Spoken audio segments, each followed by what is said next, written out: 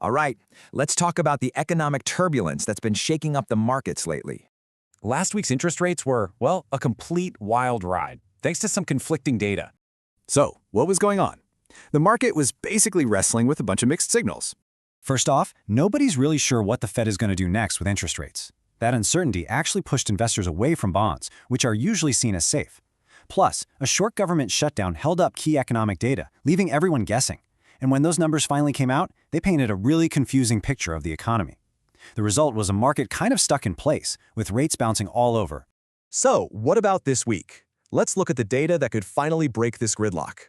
Tuesday gives us the ADP report, which is a snapshot of the private job market. Midweek, all eyes are on the Fed, listening for any clues about their next move. But really, all of that is just the warm-up for the main event on Friday. Yep, Friday's CPI report is the big one. It has the power to really move markets. That's when we get the January Consumer Price Index, or CPI, our key inflation number. Think of it as the government's main scorecard for tracking how much prices are changing. Now, what's interesting is there are actually two different numbers we're watching here. You've got the main headline CPI, and then you have what's called core CPI. Core CPI gives a clearer picture by stripping out the wild swings in food and energy prices.